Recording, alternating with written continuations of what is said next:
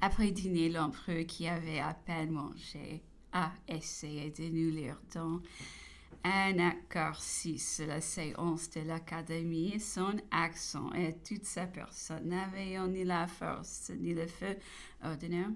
Contre sa coutume, il a fini son analyse, son observation. Il s'est retiré aussitôt que le chapitre a été terminé.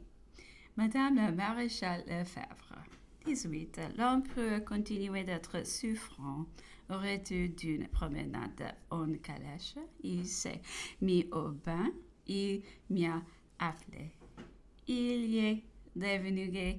Nous avons causé avec la plus grande liberté jusqu'à 8h30.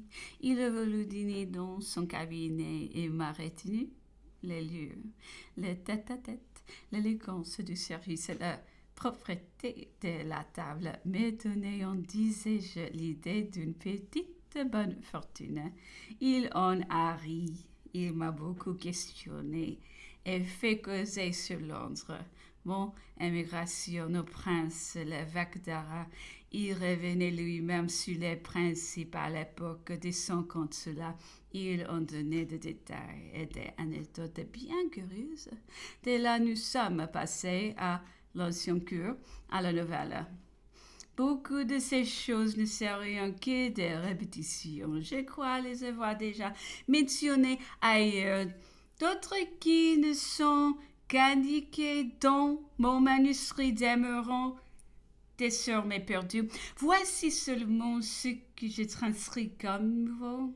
Je me suis trouvé égayé l'empereur avec les anecdotes et les coq à l'âne prête gratuitement, nous doute à Madame la maréchale Lefebvre, qui pendant longtemps a joui du privilège de faire les gorges chaudes de nos salons et même des Tuileries.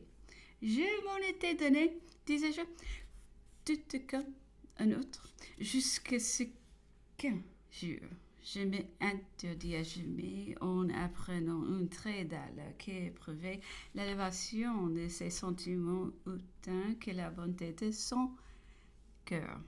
Madame Lefebvre, femme d'un soldat au cœur et par conséquent d'un état à l'événement, curait elle-même gaiement et volontiers au-devant de ses souvenirs et même de ses occupations manuelles de cette époque. Elle et son mari se trouvaient dans ce temps avoir donné des soins domestiques à leur capitaine, le marquis de Valadi, parrain de leur enfant et fameux dans la défection des gardes, non affameux encore dans son fanatisme des républiques et de la liberté que ne les privait pourtant pas de certains sentiments généreux, car membre de la Convention, il apparaît peut s'être opposé à l'exécution de Louis XVI, qualifiant hautement cet acte de véritable meurtre.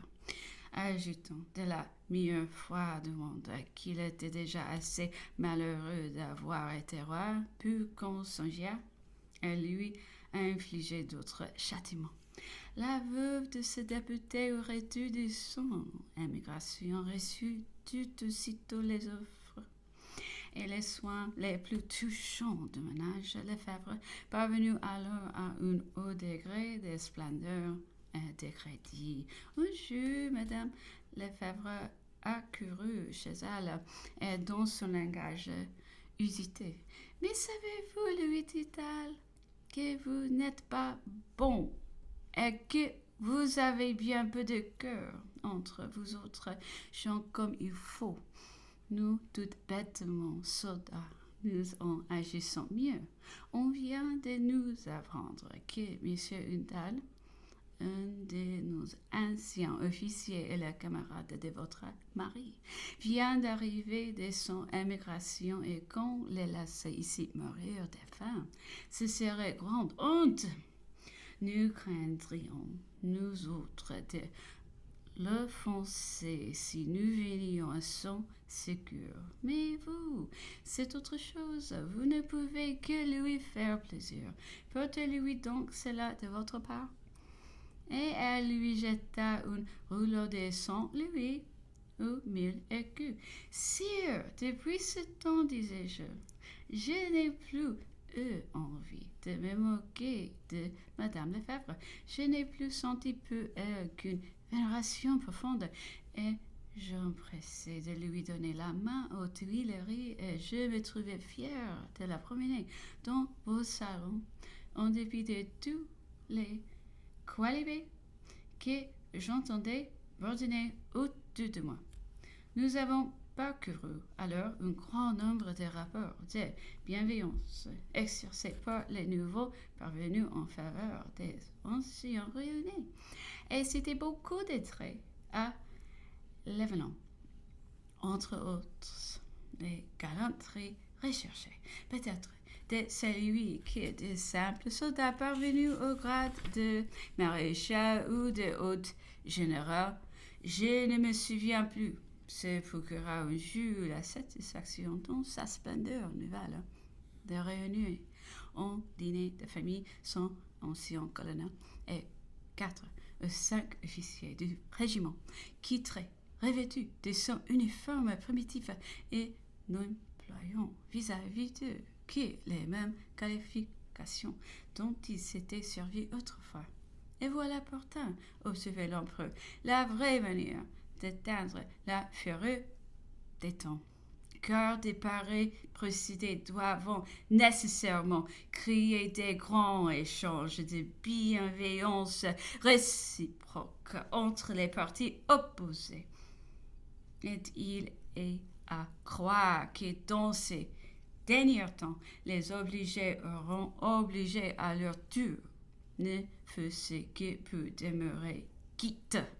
Ce mot de quitte me rappelle une traite caractériste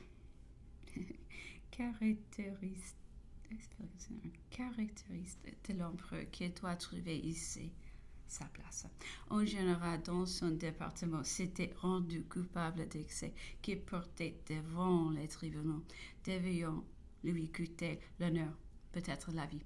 Oh, ce général avait rendu les plus grands services à Napoléon dans la journée des Brumaires. Il mande le général, et après lui avoir reproché ses infamies, toutefois lui dit-il, vous m'avez obligé de ne les point oublier. J'ai peut-être outrepassé les lois et manqué à mes devoirs. Je vous fais grâce, monsieur. Allez-vous-en? Mais sachez que, comptez aujourd'hui, nous sommes quittes. Désormais, tenez-vous bien. J'aurai les yeux sur vous.